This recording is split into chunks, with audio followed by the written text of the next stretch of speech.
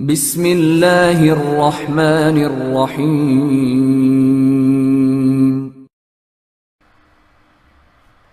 جس رستم پر یزدگرد اور ساران کو اعتبار تھا وہ ایک روز مدائن سے تھوڑی ہی دور ایک بستی میں ذرا الگ تھلگ ایک مکان کے اندر بیٹھا تھا۔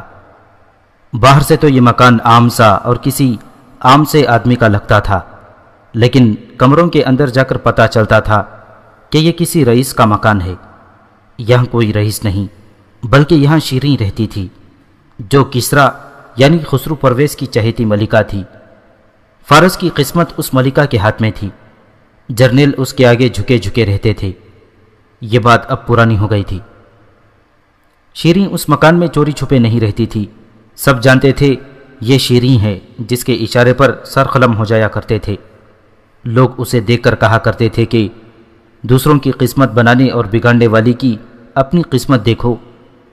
پہلے سنایا جا چکا ہے کہ اپنے بیٹے شوریا کو بادشاہ بنانے کے لیے اس نے کس عیاری سے اپنی خاوند کو خسرو پرویز کو دھوکہ دیے اور تمام جرنیلوں کو اس کے خلاف کر دیا۔ پھر شیریں نے اپنے بیٹے کے ہاتھوں کسریٰ کے تمام بیٹوں کو جو دوسری بیویوں سے تھے اپنے سامنے قتل کروا دیا تھا۔ پھر اپنے 17 بھائیوں اور اپنے باپ کا قاتل بیٹا اس کے سامنے قتل ہوا۔ خسرو پرویز کی بیٹی پوران تخت نشین ہوئی تو اس نے رستم کو اپنا وزیر بنا لیا۔ رستم ہی افواج کا کمانڈر ان چیف تھا اور وہ تمام تر اختیارات جو بادشاہ کو حاصل ہوتے ہیں وہ پوران نے رستم کو دے دیے، اور پوران نے عورت کی حیثیت سے اپنا آپ بھی رستم کے حوالے کر دیا تھا۔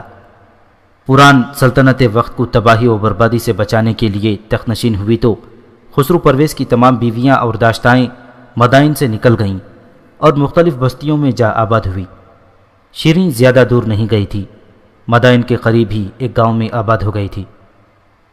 ایک روز جب مسلمانوں کا لشکر سعد بن ابی وقاص رضی اللہ تعالیٰ عنہ کی قیادت میں مدائن کی طرف جا رہا تھا اور مدائن میں ایک بہت بڑی فوج تیار ہو رہی تھی، رستم شیریں کے گھر میں بیٹھا تھا۔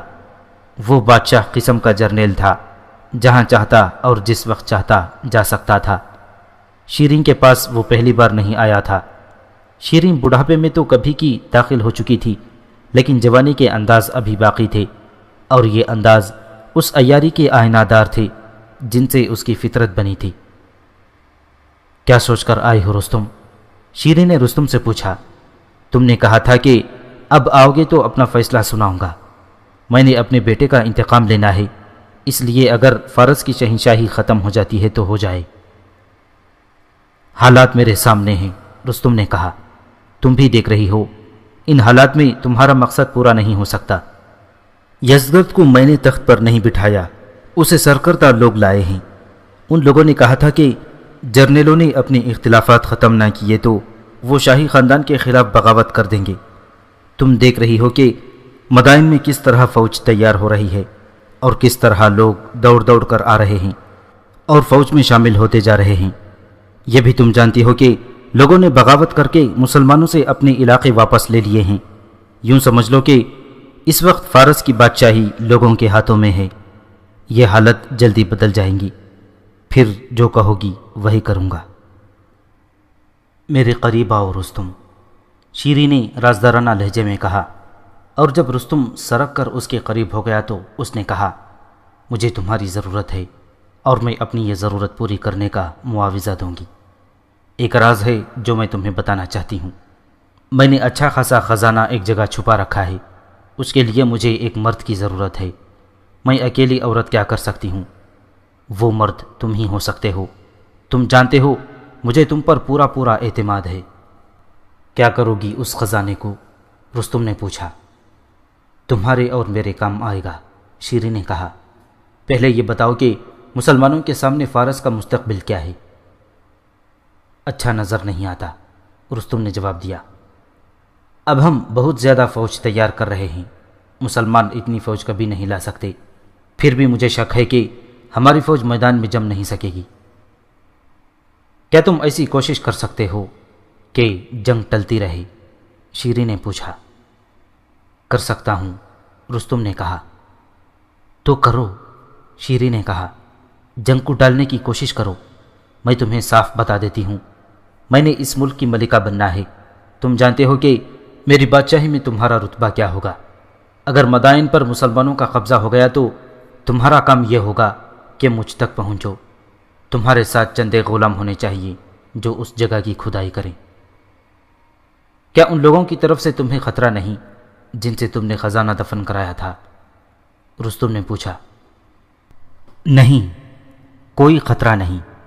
وہ 6 آدمی تھے، خزانہ دفن کرنے کے بعد ایک بھی زندہ نہیں رہا۔ میں نے ان سب کو کھانے میں زہر دے دیا تھا اور ان کی لاشیں دریا میں بہا دی تھیں۔ رستم، جنگ ہوئی تو تم زندہ رہنے کی کوشش کرنا۔ میں نے یہ خزانہ کسریٰ پرویز کی زندگی میں ہی چوری چھپے جمع کرنا شروع کر دیا تھا۔ میں نے سوچ لیا تھا کہ بادشاہوں کا کیا بھروسہ، جب چاہیں اٹھا کر باہر پھینک دیں۔ کیا تم میرا مطلب سمجھ گئے ہو رستم؟ رستم اس کے عزائم کو سمجھ گیا تھا۔ اس نے شیرین سے وعدہ کیا کہ وہ خود میدان جنگ میں جانے سے گریز کرے گا اور حالات جیسے بھی ہوئے وہ شیرین تک پہنچے گا۔ مدائن میں جنگی تیاریاں زور و شور سے ہو رہی تھیں۔ ادھر سے مسلمانوں کا لشکر آ رہا تھا۔ حضرت عمر رضی اللہ تعالیٰ عنہ نے سعد بن ابی وقاص رضی اللہ تعالیٰ عنہ سے ٹھیک کہا تھا کہ آتش پرست قوم مکار اور عیار ہے۔ یہ قوم اگر ایک محاذ پر متحد ہو بھی گئی تو خطرہ پھر بھی نہیں ہوگا، کیونکہ اتحاد میں بھی فارسیوں کے دلوں کا کوئی ٹھکانہ نہیں ہوگا۔ رستم، جو دلاور اور نامور جرنیل تھا، بظاہر جنگی تیاریوں میں مصروف تھا۔ درپردہ اس کی دلچسپی شیرین کے خزانے کے ساتھ تھی۔ یزدگرد کو تخت پر بٹھا کر وہ خوش تھا۔ سعد بن ابی وقاص رضی اللہ تعالیٰ عنہ اپنے لشکر کے ساتھ ایک مقام پر پہنچے جس کا نام شراف تھا، اور وہاں خیمہ زن ہو گئے۔ اسی شام ذی وقار سے ایک قاصد شراف پہنچا۔ وہ مسنہ بن حارثہ کی شہادت کا پیغام لے کر مدینہ جا رہا تھا۔ سعد رضی اللہ تعالیٰ عنہ نے جب مسنہ کی شہادت کی خبر سنی تو ان پر سناٹا طاری ہو گیا۔ مسنہ کی سب سے زیادہ ضرورت تو اب تھی۔ حضرت عمر رضی اللہ تعالیٰ عنہ نے سعد بن ابی وقاص رضی اللہ تعالیٰ عنہ سے کہا تھا کہ وہ جہاں کہیں بھی پڑاؤ کریں وہاں کا محل وقوع وغیرہ تفصیل سے لکھیں۔ تاریخ کے مطابق حضرت عمر رضی اللہ تعالیٰ عنہ کے یہ الفاظ تھے: اپنے تمام اہل و قوائف مجھے تفصیل سے لکھنا، اور یہ بھی لکھنا کہ تم دشمن سے کتنی دور ہو۔ تمہارا خط اتنی زیادہ تفصیلات کا حامل ہونا چاہیے جیسے میں تمہیں دیکھ رہا ہوں۔ سعد رضی اللہ تعالیٰ عنہ کو شراف کے مقام پر زیادہ عرصہ رکنا پڑا، کیونکہ ابھی تک اکے دکے لوگ لشکر میں شامل ہونے کے لیے آ رہے تھے۔ شام سے ہاشم بن عتبہ کی زیر کمان 8000 رضاکاروں کا لشکر آ گیا۔ شراف کے پڑاؤ کو تول دینے کی ایک وجہ یہ بھی تھی کہ یہاں سے اس لشکر کی ترتیب اور تنظیم کا فیصلہ کر کے آگے بڑھنا تھا۔ حضرت عمر رضی اللہ تعالیٰ عنہ تک ایک پیغام سعد بن ابی وقاص کا پہنچا جس میں انہوں نے تمام تر احوال و قوائف لکھ کر درخواست کی تھی کہ امیر المؤمنین لشکر کی تنظیم لکھ کر بھیجیں اور ہر حصے کا سالار بھی مقرر کر دیں۔ حضرت عمر نے فوراً لشکر کی تنظیم اور ہر حصے کی کمان لکھ دی۔ یہ تفصیل تاریخ میں موجود ہے۔ یہ اس طرح تھی: ہراول کا سالار زہرہ بن عبداللہ بن قتادہ کو مقرر کیا گیا۔ یہ زمانہ جاہلیت میں بحرین کے بادشاہ تھے۔ رسول اللہ صلی اللہ علیہ وسلم کے حضور خود حاضر ہوئے اور اپنی ساری رعایا کے ساتھ اسلام قبول کیا تھا۔ لشکر کا میمنہ یعنی دائیں پہلو کی سالاری عبداللہ رضی اللہ تعالیٰ عنہ بن معتصم کو دی گئی۔ یہ صحابی تھے۔ میسرہ یعنی بایاں پہلو ایک جوان سال مجاہد شرجیل بن سمت کو دیا گیا۔ انہوں نے ارتداد کی جنگ میں شجاعت اور قیادت سے شہرت حاصل کی تھی۔ ساقہ یعنی پچھلا حصہ ریئر گارڈ عاصم بن عمرو تمیمی کے زیر کمان رکھا گیا۔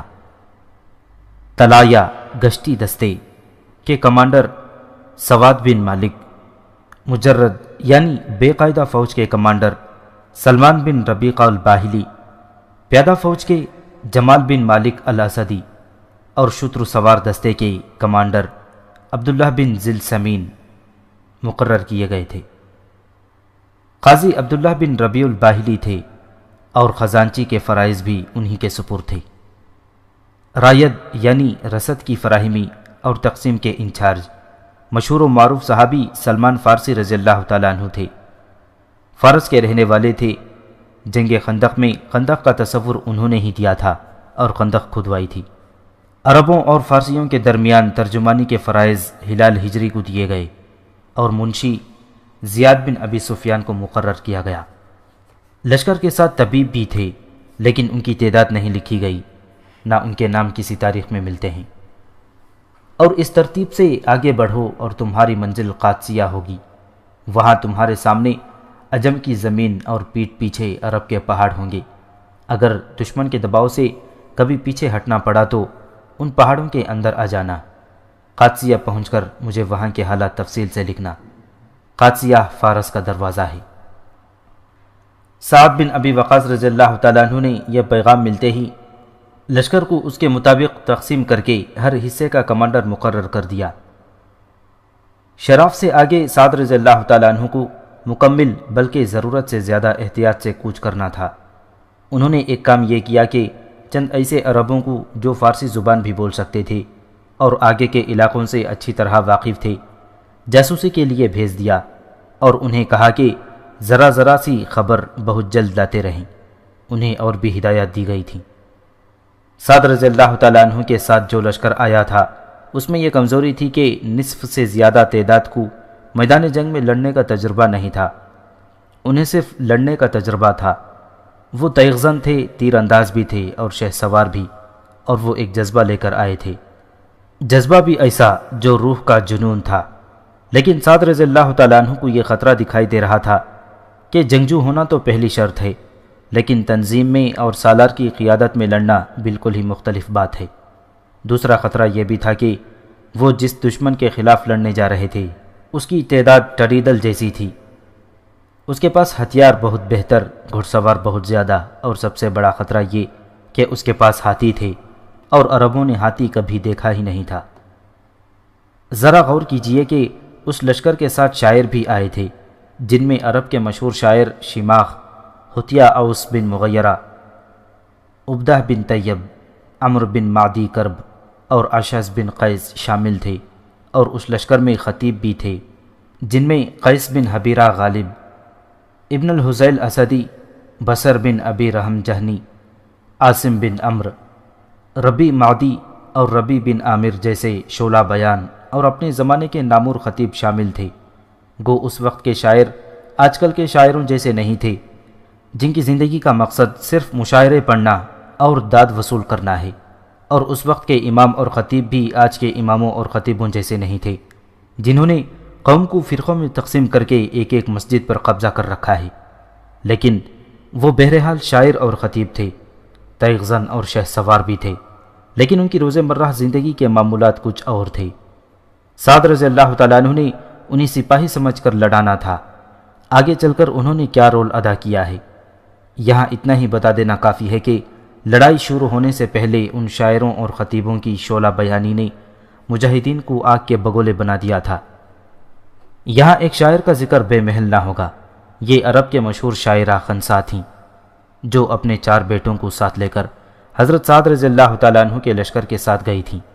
انہوں نے قادسیہ کے میدان جنگ میں جس طرح اپنے بیٹوں کو اتارا تھا وہ آگے چل کر تفصیل سے سنایا جائے گا۔ سعد بن ابی وقاص رضی اللہ تعالیٰ عنہ نے ذی وقار سے مثنی بن حارثہ کے جانشینوں کو شراف میں ہی بلانا بہتر سمجھا۔ مثنی بن حارثہ نے شہادت سے پہلے مانے ہوئے ایک مجاہد بشیر بن خصاصیہ کو اپنا جانشین سپہ سالار مقرر کر دیا تھا۔ حالانکہ ان کا بھائی معنا بن حارثہ موجود تھا، لیکن وہ خویش پروری کا زمانہ نہیں تھا۔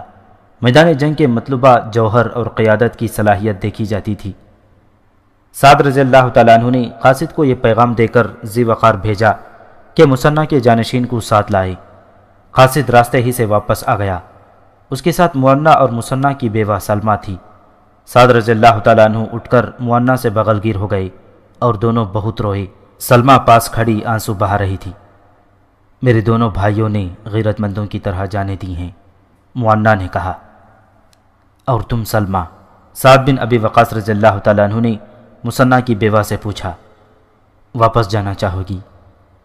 نہیں، سلمہ نے کہا، میں مدینہ نہیں مدائن جاؤں گی، جو میرے شوہر کی منزل تھی۔ اگر میں تمہارے لشکر کے ساتھ رہی تو تم یقیناً مجھے بوجھ نہیں سمجھو گی۔ لڑنا پڑا تو لڑوں گی، نہیں تو لڑنے والوں کی خدمت کروں گی۔ خدا کی قسم سعد بن ابی وقاص رضی اللہ تعالیٰ عنہ نے پرجوش لہجے میں کہا، میرے لشکر پر تمہارا بوجھ پھول کی پتی سے زیادہ نہیں ہوگا، اور سلمہ، میں تمہیں گمنامی کی زندگی میں نہیں جانے دوں گا۔ فیصلہ تمہارا ہوگا۔ تم اس اعزاز کی حقدار ہو کہ تم سپہ سالار کی بیوی تھی اور سپہ سالار ہی کی بیوی رہو۔ میں تمہیں وہی عظمت دینا چاہتا ہوں۔ سلمہ نے موانہ کی طرف دیکھا اور کہا کچھ بھی نہیں۔ موانہ سلمہ کی آنکھوں کا سوال سمجھ گئے۔ سلمہ ان سے سعد بن ابی وقاص رضی اللہ تعالیٰ عنہ کے ساتھ شادی کرنے کی اجازت مانگ رہی تھی۔ اس وقت کے عربی معاشرے میں یہ رواج تھا کہ کوئی عظیم المرتب آدمی فوت ہو جاتا یا کوئی سالار شہید ہو جاتا تو اسی کے رتبے کا کوئی آدمی اس کی بیوہ سے صرف اس لیے نکاح کر لیتا تھا کہ بیوہ کی عظمت و تکریم میں کوئی فرق نہ آئے اور معاشرے میں بیوہ کا رتبہ برقرار رہے۔ اس وقت دوسری، تیسری اور چوتھی شادی جسمانی اغراض و مقاصد کے لیے نہیں کی جاتی تھی۔ مسنہ بن حارثہ سپہ سالار ہی نہیں، عظمت والے سالار بھی تھے۔ فارس میں بویب کی لڑائی میں جس طرح انہوں نے فارس کی پوری فوج کو کاٹ ڈالا تھا، وہ تاریخ اسلام کا ایک درخشاں باب ہے۔ اپنے سپہ سالار کی بیوی کو جو عظمت حاصل تھی، اس کا اندازہ کیا جا سکتا ہے۔ سلمہ کی عظمت صرف یہ نہیں تھی کہ وہ مسنہ کی بیوی تھی، بلکہ یہ کہ وہ مسنہ کے ساتھ ہر میدان جنگ میں رہی اور وہ مسنہ کا جذباتی سہارا بنی رہی تھی۔ سعد بن ابی وقاص رضی اللہ تعالیٰ عنہ سلمہ کی یہ عظمت برقرار رکھنا چاہتے تھے۔ تاریخ میں یہ پتہ نہیں چلتا کہ سعد رضی اللہ تعالیٰ عنہ نے اسی روز سلمہ سے نکاح کر لیا تھا یا کچھ دن بعد۔ البتہ تمام مورخوں نے لکھا ہے کہ سلمہ نے سعد بن ابی وقاص رضی اللہ تعالیٰ عنہ کی پیشکش قبول کر لی اور موانہ نے بھی بخوشی اجازت دے دی اور سلمہ کا نکاح سعد بن ابی وقاص سے ہو گیا۔ سلمہ کا یہ عزم قائم رہا کہ وہ مدینہ نہیں، مدائن جائیں گی۔ پہلی ملاقات میں سعد نے موانہ سے ان کی لشکر کی کیفیت پوچھی۔ موانہ نے اپنے لشکر کی تعداد 4 یا 5 ہزار بتائی۔ میں مسنہ کی ایک وصیت آپ تک پہنچانا چاہتا ہوں، موانہ نے کہا۔ مسنہ نے دم آخری کہا تھا کہ میری جگہ جو سپہ سالار آئے اسے بتا دینا کہ فارسیوں سے اس وقت تک نہ لڑنا جب وہ ایکجا ہو چکے ہوں۔ ان کے علاقوں کے اندر جا کر بھی ان سے لڑنا ٹھیک نہیں۔ ان کی سرحد پر رہ کر ان سے لڑنا اور انہیں کمزور کرو۔ اگر تم ان پر غالب آ جاؤ تو آگے بڑھو، اگر وہ تم پر غالب آ جائیں تو پیچھے اپنی سرحد میں آ جاؤ۔ ہمارے صحرائی راستوں سے عربی واقف ہیں، اجمی نہیں۔ وہ تمہارے پیچھے آئیں گے اور نقصان اٹھائیں گے، پھر تم پلٹ کر ان پر حملہ کر سکتے ہو اور پھر تم ان پر غالب بھی آؤ گے۔ آفرین، سعد بن ابی وقاص رضی اللہ تعالیٰ عنہ نے کہا، مجھے یہی نصیحت امیر المؤمنین نے کی تھی۔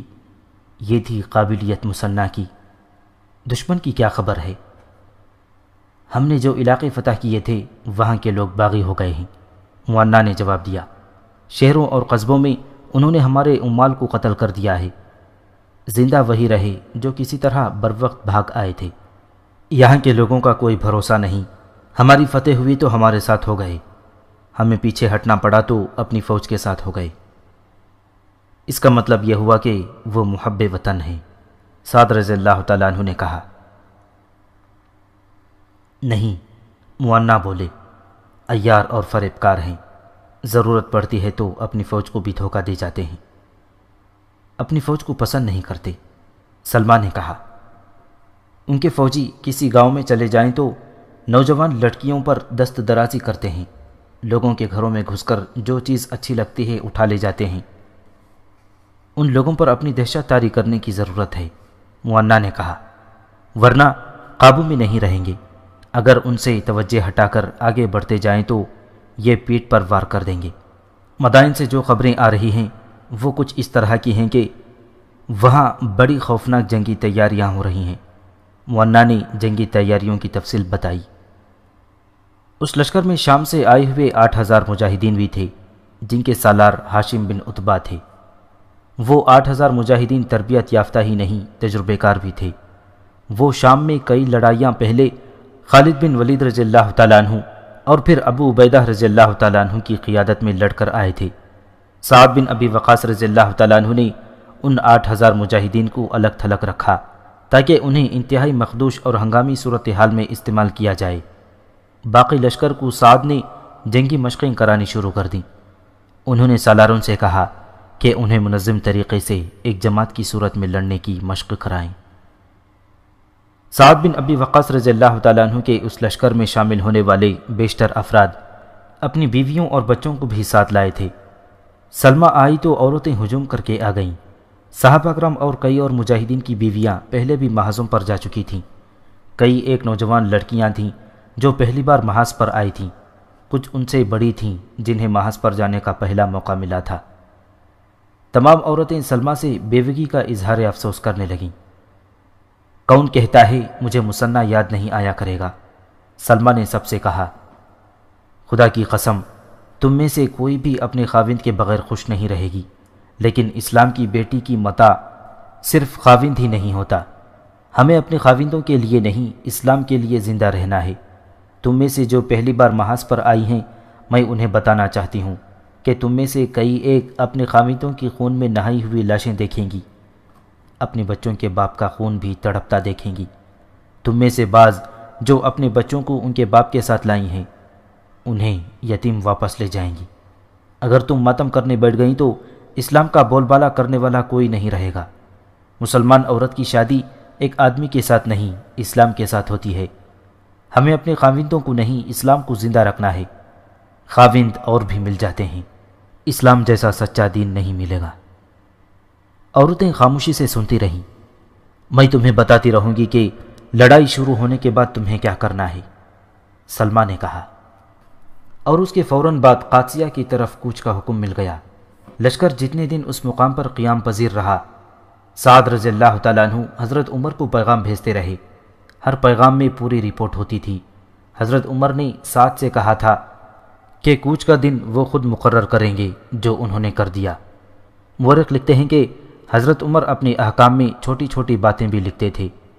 طبری نے لکھا ہے کہ امیر المؤمنین کے پیغامات سے سعد یوں محسوس کرتے تھے جیسے حضرت عمر ان کے ساتھ ہوں۔ حضرت عمر اس تمام تر علاقے سے واقف تھے۔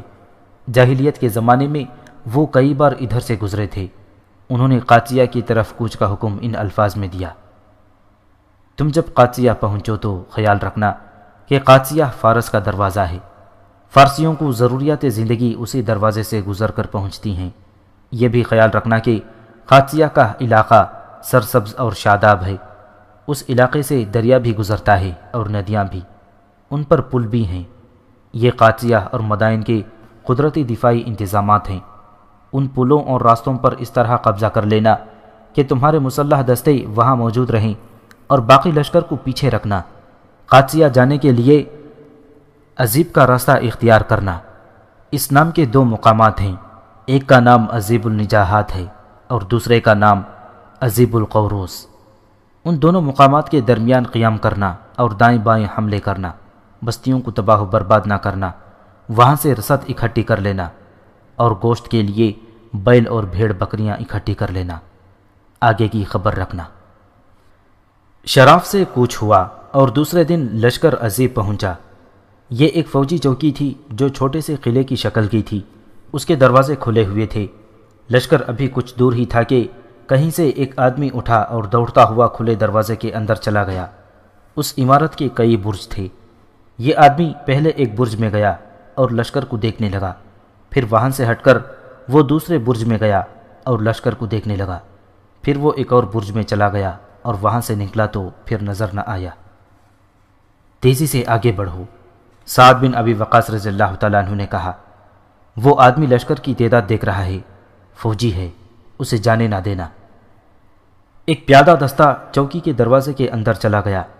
3-4 ہی کمرے تھے اور چاروں طرف صحن تھا۔ وہاں کوئی انسان نہ تھا، وہ آدمی بھی نہ تھا جو نظر آیا تھا۔ چھت پر جو مجاہدین گئے تھے ان میں سے ایک نے بلند آواز سے کہا کہ ایک آدمی قادسیہ کی طرف پیدل بھاگا جا رہا ہے۔ سعد بن ابی وقاص رضی اللہ تعالیٰ عنہ کے پاس اس وقت ایک شخص زہرہ بن جویہ کھڑا تھا۔ انہوں نے اسی کو کہا کہ اس آدمی کے پیچھے جاؤ اور اسے پکڑ لاؤ۔ زہرہ بن جویہ نے گھوڑا دوڑا دیا۔ اگر وہ علاقہ میدانی ہوتا تو وہ آدمی پکڑا جاتا۔ وہاں کھڈنالے اور ٹیلے تھے، گھنی جھاڑیاں اور قد آدم گھاس بھی تھی۔ زہرہ کچھ دور تک گئے، ادھر ادھر بہت ڈھونڈا لیکن وہ آدمی نہ ملا۔ زہرہ واپس آ گئے۔ اس دوران چوکی کی تلاشی لی گئی۔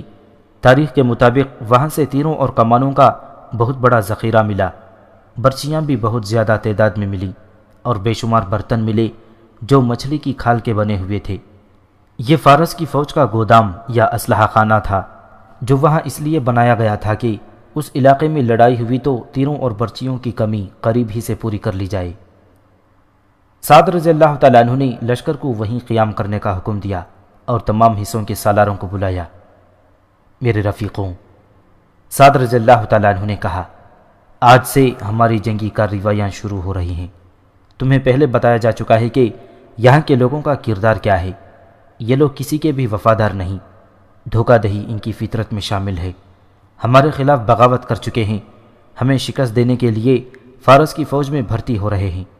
انہیں جب ہم نے اپنے سائے میں لیا تھا تو یہ اپنے حکمرانوں اور اپنے ہی ملک کے خلاف ہو گئے تھے۔ انہوں نے ہمارے عمال کو قتل کیا ہے، ہمارے ہاتھ آئے ہوئے علاقے ہم سے چھینے اور اب ہمارے راستے کی رکاوٹ بن رہے ہیں۔ مثنہ بن حارثہ نے فارس کی جتنی فوج کاٹ کر گیدڑوں، بھیڑیوں اور کتوں کو کھلا دی تھی، اس سے دگنی فوج تیار کرنے کے لیے ان لوگوں نے اپنے بیٹوں کو مدائن بھیج دیا ہے۔ ان لوگوں کے دماغ درست کرنے ہیں۔ امیر المؤمنین نے بھی حکم بھیج دیا ہے کہ دائیں بائیں حملے شروع کر دو تاکہ لوگوں پر ہمارا خوف بیٹھ جائے، پھر وہ غداری اور دھوکہ دہی کی جرت نہیں کریں گے۔ میرے رفیقوں، ان لوگوں پر خوف اور اپنی دھاک بٹھانے کا یہ مطلب نہیں کہ ان پر ظلم و تشدد کیا جائے اور ان کی جوان عورتوں کو اٹھا لیا جائے۔ ہمارا دین اس کی اجازت نہیں دیتا۔ کسی بوڑھے، بچے، عورت، معذور اور مریض پر ہاتھ نہیں اٹھانا۔ اگر کوئی مقابلہ کرتا ہے تو اسے قتل کر دو۔ ان کے گھروں سے کام کی اور قیمتی چیزیں اٹھانی ہیں، اندھا دھن لوٹ مار نہیں کرنی، سونا چاندی اٹھا لانا ہے۔ ہم یہاں واز کرنے نہیں آئے، نہ یہ لوگ تبلیغ کو قبول کریں گے۔ یہ بات کی باتیں ہیں، ابھی ہمارے پاس وقت نہیں۔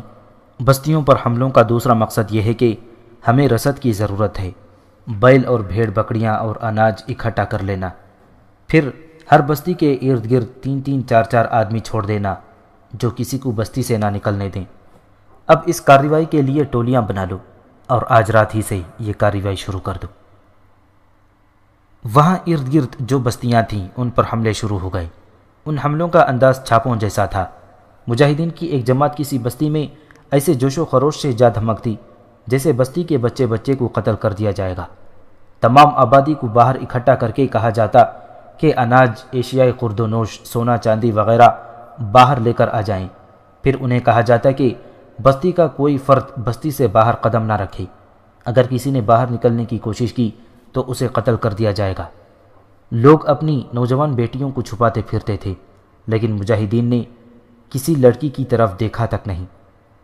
ہر بستی پر چھاپے کا تفصیلی ذکر ممکن نہیں۔ یورپ کے متعصب تاریخ دانوں نے مجاہدین کو دہشت گرد لکھا ہے اور ان الفاظ میں بیان کیا ہے کہ مسلمان دہشت گرد بستیوں پر حملے کر کے لوٹ مار کرتے رہے اور وہ جوان عورتوں کو اپنے کیمپ میں لے جاتے تھے۔ لیکن وہ مورخ بھی یورپی ہی تھے جنہوں نے بستیوں پر حملے کرنے والے مسلمانوں کو دہشت گرد ہی لکھا ہے، لیکن ایسا کوئی اشارہ نہیں دیا کہ مسلمانوں نے لوٹ مار کی اور انہوں نے عورتوں کو اغوا کیا۔ انہوں نے اتنا ہی لکھا ہے کہ فارس کے لوگوں پر دہشت طاری کرنے کے لیے اور رسد کی ضروریات پوری کرنے کے لیے مسلمانوں کی دہشت گرد جماعتوں نے بستیوں پر شبخون مارے اور رسد کے علاوہ مال غنیمت بھی اکٹھا کیا۔ بستیوں پر حملوں کے سلسلے میں 2 واقعات خاصے دلچسپ ہیں۔ ہیرا اس زمانے میں سلطنت فارس کا ایک اہم شہر تھا، اس پر مسلمانوں کا قبضہ ہو گیا تھا۔ اب مثنہ بن حارثہ کو پیچھے ہٹنا پڑا تو فارس والوں نے پھر اس پر قبضہ کر لیا۔ عجیب بات یہ تھی کہ وہاں کے لوگ مسلمانوں کے وفادار ہی رہے اور انہوں نے بغاوت نہ کی۔ مثنہ خاصا عرصہ وہاں رہے تھے۔ یہ مسلمانوں کے حسن سلوک کے اثرات تھے کہ ان کی اپنی حکومت واپس آئی تو انہوں نے اس حکومت کو قبول نہ کیا۔ بہرحال فارس کی شاہی حکومت نے وہاں اپنا حاکم مقرر کر دیا جس کا نام مرزبان تھا۔ مرزبان کی ایک نوجوان بیٹی تھی جس کا نام افشان تھا۔ تاریخ نویسیوں نے اسے بہت ہی خوبصورت اور متناسب خط کاٹ والی لڑکی لکھا ہے۔ وہ ایک درباری موسیقار کو دل دے بیٹھی۔ وہ کوئی جوان سال اور خوبرو آدمی تھا۔ وہ خوبرو نہ ہوتا تو بھی افشاں اس کی شیدائی ہوتی، کیونکہ اس لڑکی کو موسیقی سے عشق تھا۔ یہ موسیقار سازوں کا جادو جگانے کے ساتھ گاتا بھی تھا اور اس کی آوازوں کا سوز دلوں کے تاروں میں ارتعاش پیدا کر دیتا تھا۔ افشاں حاکموں کی خاندان کی بیٹی تھی۔ یہ خاندان شاہی خاندان سے تعلق رکھتا تھا۔ اس وقت افشاں مدائن میں تھی جب اس نے محسوس کیا تھا کہ اس موسیقار کے ساتھ اس کا کوئی روحانی تعلق ہے۔ یہ تعلق ایک کبھی نہ ٹوٹنے والا رشتہ بن گیا اور چھپ چھپ کر ملنے کا سلسلہ چل نکلا۔ اتنی بڑے حاکم کی بیٹی کی شادی درباری موسیقار کے ساتھ نہیں ہو سکتی تھی۔ انہوں نے بھاگ جانے کا عہد کر لیا۔ وہ شاید ملک شام چلے جانا چاہتے تھے جہاں مسلمانوں اور رومیوں کی خون ریز جنگیں ہو رہی تھیں۔ پھر شام کا بیشتر علاقہ مسلمانوں نے فتح کر لیا۔ ہیرا پر بھی مسلمانوں کا قبضہ ہو گیا۔ افشاں موسیقار کے ساتھ شام کو بھاگ جانے کا عزم کر چکی تھی کہ اس کے بعد مرزبان کو ہیرا کا حاکم امیر یا گورنر مقرر کر کے وہاں بھیج دیا گیا۔ مدائن کے دربار میں موسیقار کی ضرورت نہیں رہی تھی کیونکہ وہاں اب جنگی تیاریاں ہو رہی تھیں اور حالات ایسے پیدا ہو گئے تھے کہ شاہی ضیافتیں، ناچ گانے کی محفلیں اور عیش و عشرت کے مظاہرے بند ہو گئے۔ موسیقار بھی ہیرا چلا گیا اور افشان سے ملتا رہا۔ اس دوران فارس کے شہر سنین کا حاکم، جس کا تاریخ میں نام نہیں ملتا، ہیرا گیا۔ اس کی نظر افشان پر پڑ گئی۔ اس نے افشان کے باپ سے کہا کہ وہ افشان کے ساتھ شادی کرنا چاہتا ہے۔ باپ نے فوراً یہ رشتہ قبول کر لیا اور شادی کا دن بھی مقرر کر دیا۔ اس حاکم کی عمر افشان سے دگنی تھی۔ شادی کے دن سے 3 دن پہلے افشان اپنے گھر سے غائب ہو گئی۔ اس کے باپ کو شاید موسیقار پر شک تھا۔ اس کا پتہ کرایا گیا تو اسے بھی غائب پایا۔ مرزبان نے ہر طرف گھڑ سوار دوڑا دیے اور دونوں ایک جگہ چھپے ہوئے پکڑے گئے۔ انہیں لایا گیا۔ مرزبان حاکم تھا۔ اس نے حکم دیا کہ موسیقار کے پاؤں رسی سے باندھ کر ایک گھوڑے کے پیچھے باندھ دیا جائے اور گھوڑا دوڑا دیا جائے، اور گھوڑا اس وقت تک دوڑتا رہے جب تک کہ موسیقار کی کھال نہیں اتر جاتی۔ حکم کی تعمیل ہوئی۔ موسیقار کو زمین پر لٹا کر رسی کے ایک سرے سے اس کے پاؤں باندھے گئے اور رسی کا دوسرا سرا گھوڑے کی زین کے ساتھ باندھ دیا گیا۔ ایک فوجی گھوڑے پر سوار ہوا اور گھوڑے کو ایل لگا دی۔ گھوڑا موسیقار کو گھسیٹتا دوڑ پڑا اور سوار اسے میدان میں چکر میں دوڑاتا۔ تماشائیوں کا ہجوم تھا۔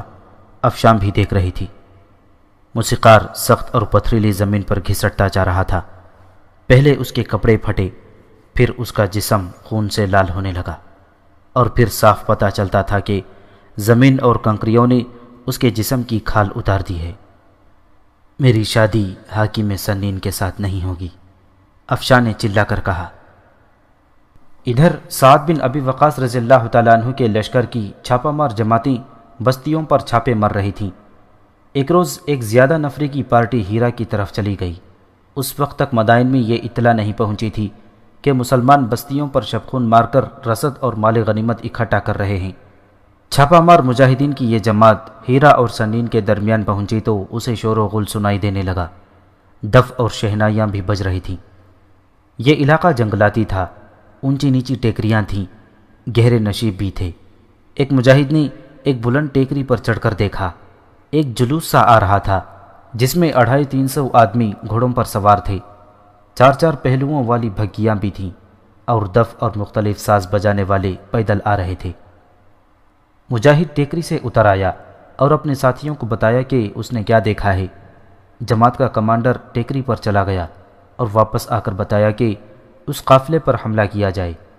کمانڈر نے دیکھ لیا تھا کہ قافلے پر حملے کے لیے گھات کہاں موزوں ہوگی۔ اس نے اپنی جماعت کو ایک ایسی جگہ لے جا کر چھپا دیا جہاں کسی کو ان کی موجودگی کا شک بھی نہیں ہو سکتا تھا۔ قافلہ گھات کے مقام پر پہنچا تو مجاہدین اس پر جھپٹ پڑے۔ گھڑ سوار تلواروں اور برچیوں سے مسلح تھے۔ انہوں نے مقابلہ کرنے کی کوشش کی لیکن ان پر حملہ اچانک اور غیر متوقع طور پر ہوا تھا، اس لیے وہ سنبھل نہ سکے۔ مجاہدین کی نفری قافلے والوں سے کم تھی، لیکن گھبراہٹ میں قافلے والوں نے بھاگ نکلنے میں ہی عافیت جانی۔ ان میں سے چند ایک زخمی ہو کر گھوڑوں سے گرے تھے اور باقی سب بھاگ گئے تھے۔ بھگیاں چلانے والے بھی بھاگ گئے تھے۔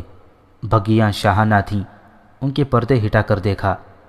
پہلی بھگی میں ایک بڑی ہی خوبصورت لڑکی بیٹھی ہوئی تھی اور شہزادی لگتی تھی۔ بھگی میں 2 عورتیں اور تھیں، وہ اس شہزادی کی خادمائیں تھیں۔ وہ مارے خوف کے کانپ رہی تھیں۔ یہ دلہن ہے۔ ایک خادمہ نے لڑکی کی طرف اشارہ کر کے کہا، یہ ہیرا کے حاکم مرزبان کی بیٹی ہے، آج ہی اس کی شادی ہوئی ہے۔ اس کا دلہا حاکم سنین ہے، یہ اس کی بارات ہے، وہ گھوڑے پر سوار ہے۔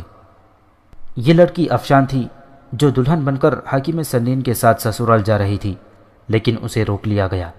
دوسری بھگیوں میں سے جو عورتیں نکلیں وہ افشان کی خادمائیں تھیں اور بارات کے ساتھ آئی ہوئی حاکم سنین کی قریبی رشتہ دار بھی تھیں۔ وہ کہاں ہے؟ افشان نے پوچھا۔ میرا دلہا۔ اس کے دلہے نے جم کر مقابلہ کرنے کی کوشش کی تھی اور مارا گیا تھا۔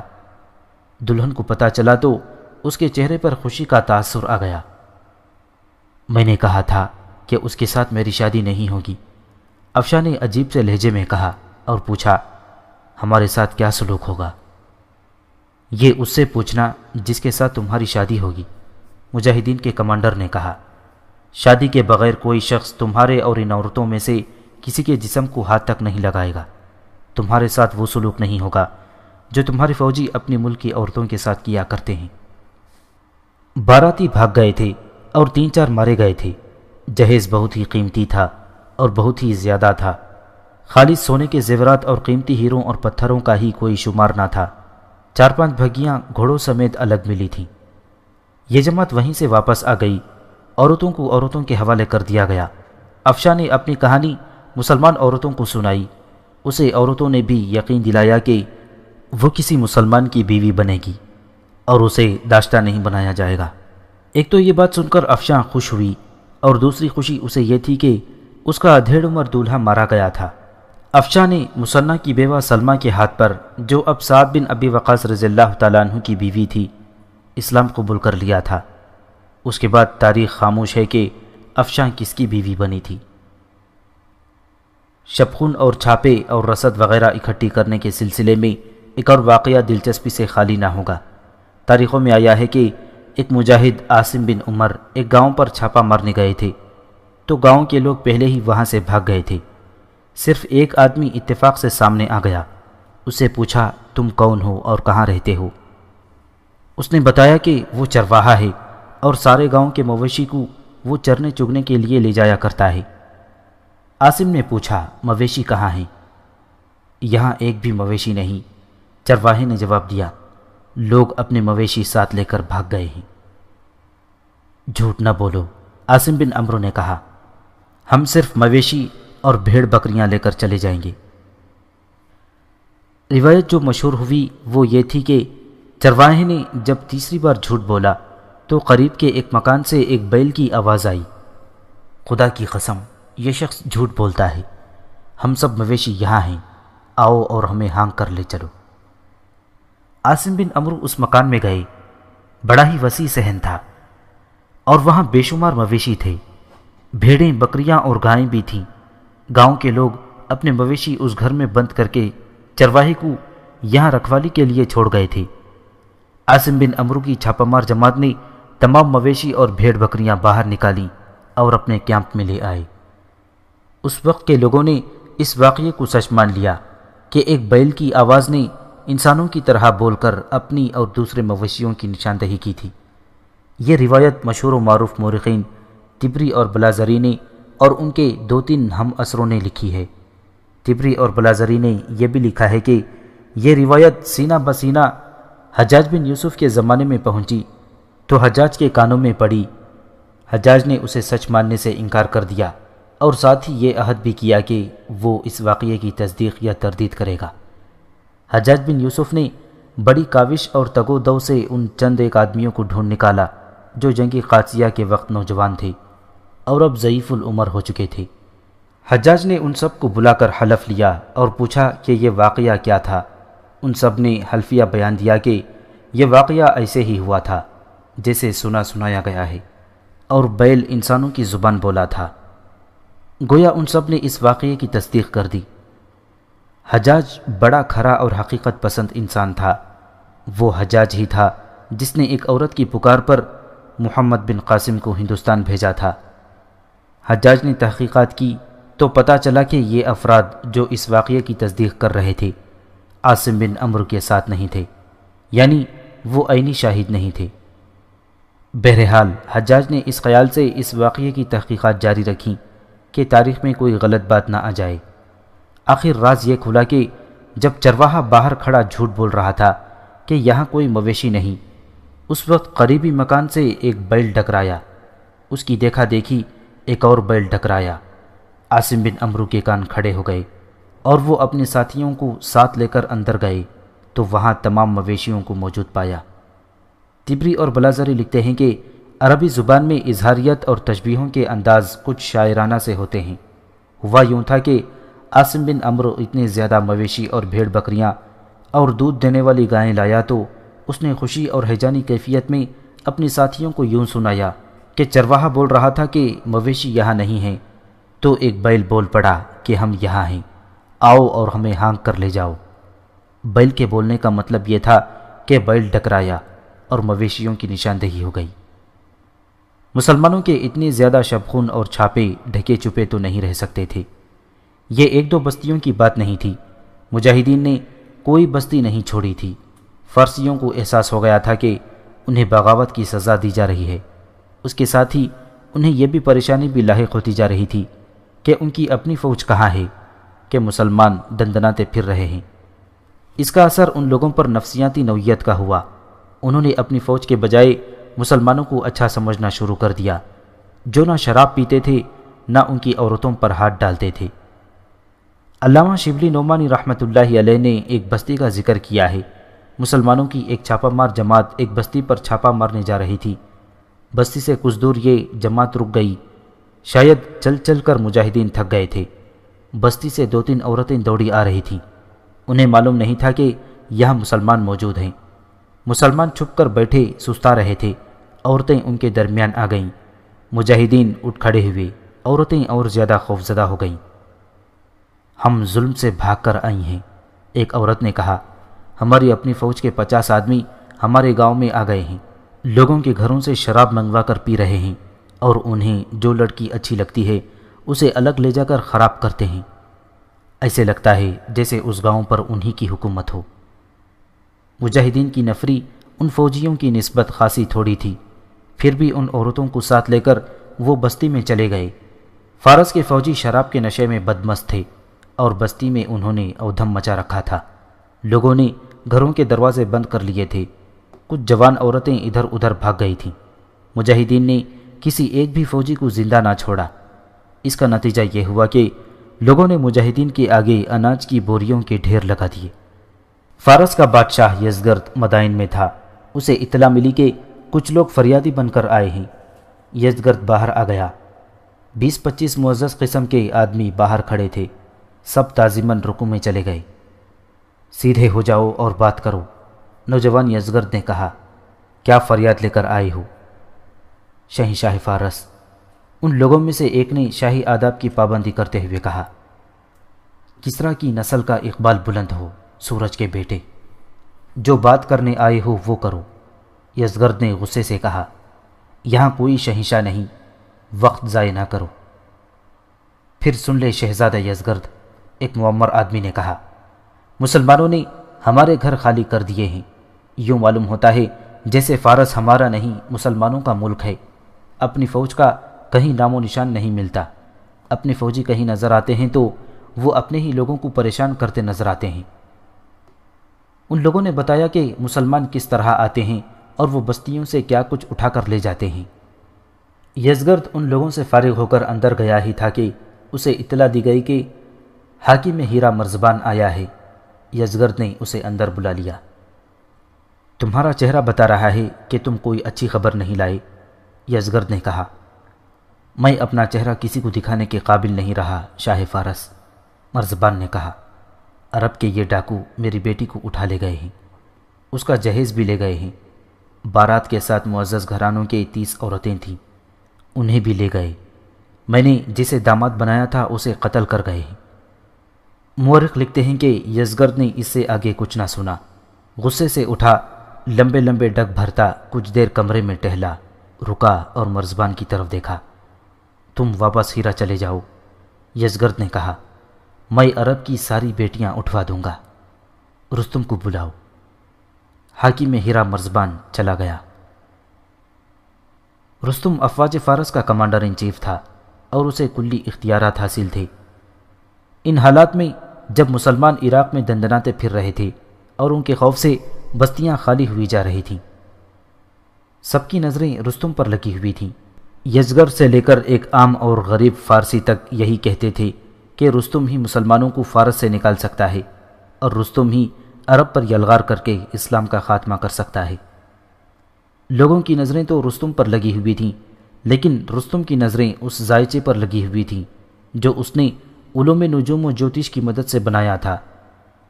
پہلے ایک باب میں بتایا جا چکا ہے کہ رستم علوم نجوم اور جوتش میں دسترس رکھتا تھا۔ بعض مورخوں نے لکھا ہے کہ وہ علم نجوم کا ماہر تھا اور اس کا تیار کیا ہوا زائچہ اس کی پیشگوئی کبھی غلط نہیں نکلی تھی۔ فارس کے انجام کے متعلق اس نے صاف کہہ دیا تھا کہ اچھا نہیں بلکہ بہت برا ہوگا۔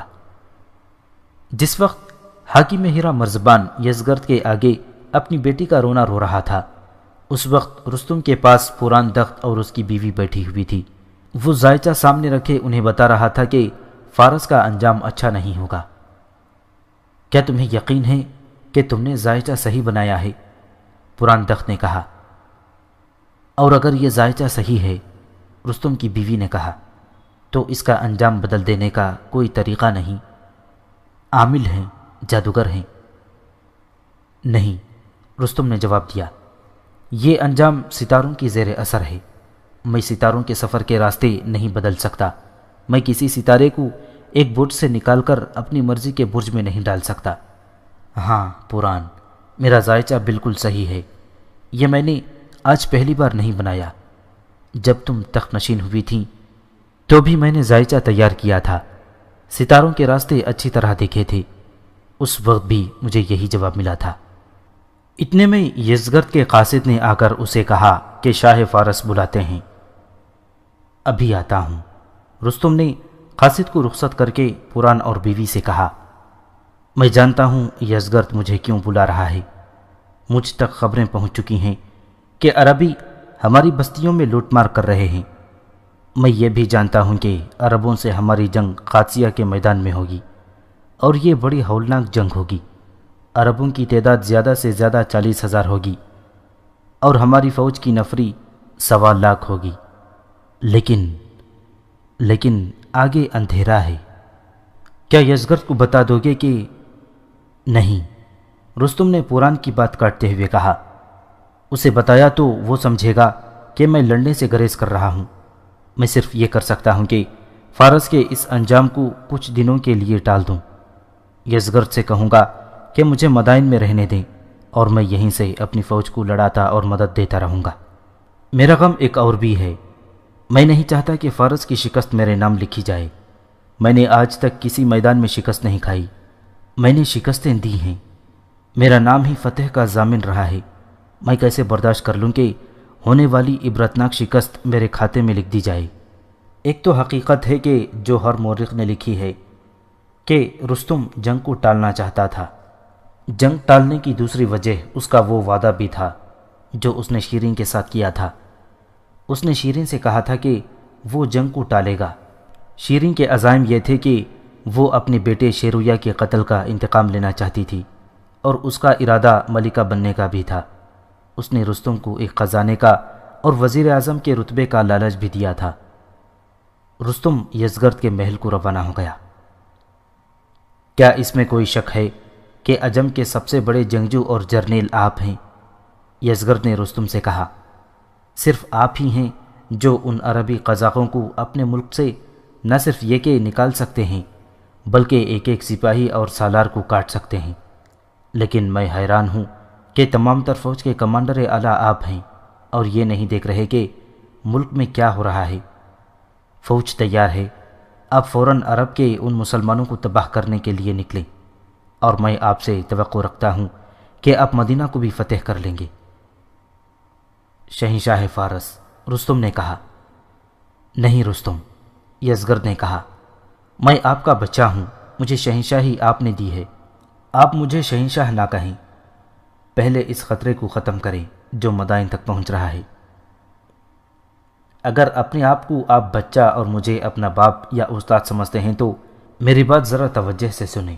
رستم نے کہا، مجھے مدائن میں ہی رہنے دیں، میں قاصدوں کے ذریعے میدان جنگ کو اپنے ہاتھ میں رکھوں گا، فوجوں کی تقسیم میں خود کروں گا۔ لیکن اس کی کوئی وجہ تو ہونی چاہیے، یزگرد نے کہا۔ فارس کی بھلائی شاید اسی میں ہے کہ میں میدان جنگ میں نہ جاؤں، رستم نے کہا۔ میں جنگ میں تاخیر کو بہتر سمجھتا ہوں، میں مدائن سے دستے بھیجتا رہوں گا اور عربوں کو چھوٹی چھوٹی لڑائیوں میں مصروف رکھوں گا۔ وہ اپنے ملک سے بہت دور آ گئے ہیں، انہیں کمک اور رسد نہیں ملے گی، وہ کمزور ہوتے چلے جائیں گے، اور جب تک میں جنگ میں شریک نہیں ہوں گا عربوں پر میرا رعب قائم رہے گا۔ مورخوں نے لکھا ہے کہ یزگرد نے رستم کے اس استدلال کو تسلیم کر لیا اور رستم مطمئن ہو گیا، لیکن مدائن میں یہ خبریں لوگوں کی فریادیں بن کر پہنچ رہی تھیں کہ مسلمانوں کی لوٹ مار اور قتل و غارت پہلے سے زیادہ ہو گئی ہے۔ یزگرد نے کچھ دنوں بعد ایک بار پھر رستم کو بلایا اور کہا کہ وہ فوج لے کر مدائن سے نکلے اور مسلمانوں کے مقابلے میں جائے۔ مجھے مدائن میں رہنے دیں، رستم نے کہا، جالینوس کو بھیج دیں، اگر جالینوس نے مسلمانوں پر قابو پا لیا تو خطرہ ختم ہو جائے گا، اگر جالینوس ناکام رہا تو ہم دوسرے جرنیل کو بھیجیں گے، پھر تیسرے کو، اور اس طرح ہم دشمن کو کمزور کرتے رہیں گے۔ یزگرد نے یہ استدلال بھی تسلیم کر لیا اور جالینوس کو بلا کر کہا کہ وہ کچھ دستے لے کر جائے اور مسلمانوں کو ختم کرے۔ تاریخ دان ولیم اسکاٹ لکھتا ہے کہ جالینوس نے یزگرد کو بتایا کہ مسلمانوں کے خلاف وہ پہلے بھی لڑ چکا ہے، انہیں اس طرح ختم کرنا مشکل ہے۔ ہمارے پاس فوج تیار ہے، جالینوس نے کہا، ہمیں ایک ہی بار جنگ لڑنی چاہیے، ہمارے پاس اتنی زیادہ فوج ہے کہ مسلمان اتنی زیادہ تعداد کو تصور میں ہی نہیں لا سکتے، رستم کو باہر نکلنا چاہیے۔ یزگرد جوشیلا نوجوان تھا، اس میں اتنی سوجھ بوجھ نہیں تھی کہ رستم اور جالینوس جیسے گھاگ جرنیلوں کی چالیں سمجھ سکتا۔ جالینوس پہلے ہی مسلمانوں سے شکست کھا چکا تھا اور وہ میدان سے بھگا تھا، وہ اب اتنی خطرناک ذمہ داری لینے سے ڈر رہا تھا۔ یزگرد 2 دن کوئی فیصلہ نہ کر سکا، تیسرے دن اس کے پاس مختلف علاقوں کے جاگیرداروں، رئیسوں اور اپنے معززین کا بہت بڑا وفد آیا، جن کا لوگوں پر اثر و رسوخ تھا اور جن کے اشاروں پر لوگ جانوں پر کھیلنے کے لیے تیار ہو جاتے تھے۔ شہنشاہ فارس، وفد کے لیڈر نے کہا، آپ بھولے نہیں ہوں گے کہ پران تخت کو ہم نے تخت سے اٹھایا اور آپ کو بٹھایا تھا۔ ہم نے اپنے جرنیلوں سے کہا تھا کہ اپنے اختلافات ختم کرو اور فارس کو مسلمانوں سے بچاؤ، ورنہ ہم آپ کے خلاف بغاوت کر دیں گے۔ آپ کو معلوم ہے کہ مسلمان پورے عراق پر چھا گئے ہیں اور منمانی کرتے پھر رہے ہیں۔ یہ تو ہو نہیں سکتا کہ آپ کو معلوم نہ ہو، اور ہم یہ کیسے مان لیں کہ ہمارے قابل فخر جرنیل رستم کو معلوم نہ ہو؟ ہم حیران ہیں کہ آپ کی اور ہمارے جرنیلوں کی غیرت کو کیا ہو گیا ہے۔ تم لوگ فکر نہ کرو، یزگرد نے کہا۔ ہم کیوں فکر نہ کریں؟ وفد میں سے ایک اور شخص بول پڑا۔ ہم آج آپ کو یہ بتانے آئے ہیں کہ 1-2 دنوں میں کچھ نہ کیا گیا تو ہم مسلمانوں کی اطاعت قبول کر لیں گے، اور ہم آپ کو یہ بھی بتا دیتے ہیں کہ ہم نے مسلمانوں کو پہلے بھی دیکھا ہے، آپ کی بادشاہی کے مقابلے میں مسلمانوں کی حکومت اچھی ہے۔ انہوں نے ہمیں عزت دی تھی، ہماری عورتوں کی عزت، ہماری جانیں اور ہمارے مال محفوظ ہو گئے تھے۔ آپ کو یہ بھی معلوم ہونا چاہیے، ایک اور نے کہا، لوگ ہمارے ہاتھوں میں ہیں، انہیں جدھر چاہیں لے جا سکتے ہیں۔ رک جاؤ، یزگرد نے تڑپ کر کہا، تم سب چلے جاؤ، مت پوچھنا کہ میں ابھی تک خاموش کیوں تھا۔ آج اور ابھی حکم دوں گا کہ فوج کو باہر نکالو اور ان لوٹیروں کو واپس عرب جانے کے قابل نہ چھوڑو۔ اس نے تالی بجائی، دربان اندر آیا۔ یزگرد نے دربان سے کہا، رستم سے کہو فوراً آئے، تم لوگ چلے جاؤ۔ یہ تھی وہ شہنشاہی جس میں رعایا بادشاہ کے آگے سجدے کیا کرتی تھی۔ بادشاہ کے دربار میں کوئی کتنی ہی اونچی حیثیت اور رتبے والا آدمی چلا جاتا، اسے بادشاہ کے آگے سجدہ کرنا ہی پڑتا تھا۔ اب مسلمانوں نے اس شہنشاہی کو اس حال تک پہنچا دیا تھا کہ رعایا دربار میں آ کر بادشاہ کو دھمکیاں دے رہی تھی اور بادشاہ سر اٹھانے کے قابل نہیں تھا۔ رستم آ گیا، یزگرد غصے سے لال پیلا ہو رہا تھا۔ میں اب کچھ نہیں سنوں گا، یزگرد نے رستم سے کہا۔ آپ فوراً فوج لے کر مدائن سے نکلیں، اگر آپ اب بھی پس و پیش کریں گے تو میں خود فوج لے کر نکل جاؤں گا۔ میں ان عربوں کو ہی نہیں پورے عرب کو تباہ کر دوں گا۔ اتنی زیادہ فوج، اتنے زیادہ گھوڑے اور ہاتھی، مسلمان ہمارے مقابلے میں کیا ہیں؟ کیڑے مکوڑے۔ اب میرا حکم ہے کہ فوج ساتھ لے کر مدائن سے نکل جائیں۔ علامہ شبلی نعمانی رحمۃ اللہ علیہ نے 3 مورخوں کے حوالوں سے لکھتے ہیں کہ رستم کچھ بھی نہ بولا اور چلا گیا، اور اس سے کچھ دیر بعد رستم فوج کے بہت سے سوار دستے لے کر سابات کو روانہ ہو گیا۔ سابات مدائن سے تھوڑی ہی دور ایک شہر تھا جو ان دنوں فوجوں کی اجتماع گاہ بنا ہوا تھا۔ رستم سابات پہنچ گیا، لیکن اس نے فوج کو تقسیم کر کے مختلف علاقوں میں بھیجنے کی بجائے اپنے جونیئر کمانڈروں سے کہا کہ آرام کرو،